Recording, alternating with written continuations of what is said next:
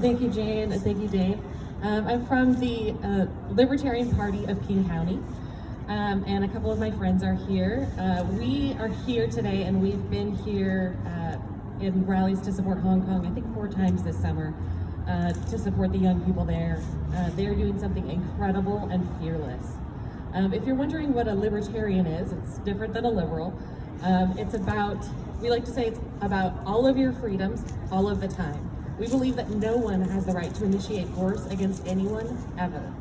We are against war, we're against the drug war, we're against police brutality, we're against any government using violence against anyone for doing things like we're doing today, speaking, gathering, criticizing those in power. We believe people should have the freedom to live and think and speak and act completely as they choose, as long as they're not using force against anyone else.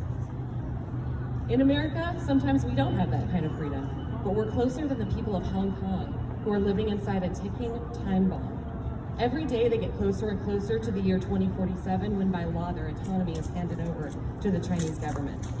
They know that any liberty they have now has an expiration date. How would you feel knowing that in less than 30 years, your country as you know it would be disappeared? Your freedoms didn't belong to you. They were only on loan from an oppressive state who could take and grant them at will. Would you give up, thinking it's useless to do anything? Or would you fight? Would you believe that change was possible? You know, we've been referring to communism as a cancer. Cancer in the human body is not always easy to spot right away. It can grow in silence and darkness for months, creeping through your body until every part of you is sick, and then it's too late. It happens because you're not paying attention sometimes.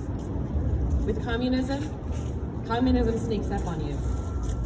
It happens because you think it's okay to make everybody act a certain way, maybe because you think you're helping them. There are people who think socialism just means helping people, and they don't understand.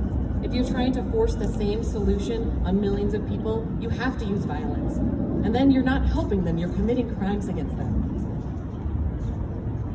My best friend's family fled from communism, first from China to Cambodia, and then it came there too.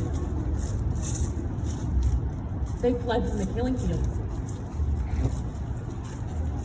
They had to bury their loved ones as they ran. Hundreds of millions of people in so many countries have had to bury their loved ones for the sake of this cancer, this ideology that the state owns you, and the state gets to decide how you live your life and what you think. And the state gets to read all of your messages and everything on your computer. And if you don't comply and you don't say the right thing, you get put in a cage for the rest of your life, if you're lucky. Maybe it feels like that can't happen here. It is happening here. It happens anywhere we put too much trust in the people in power.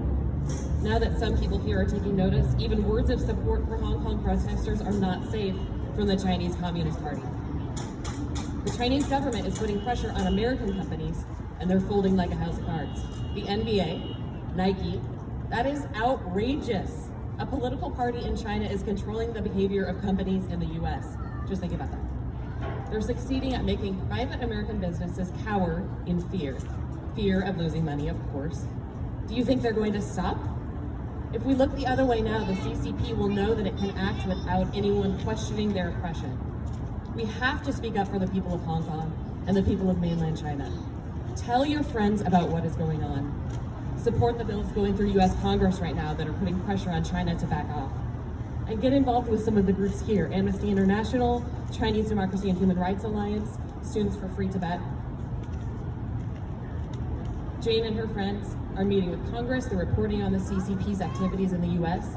We're here to support them as we support anyone who fights for freedom. Thank you. Freedom does not survive because those in power over you are being kind and merciful. It stays alive because there are regular people like you and me, and these people here fighting for it. We're proud to stand here and support Hong Kong. And one day, if we ever need it, we hope our friends in Hong Kong will be free to return the favor.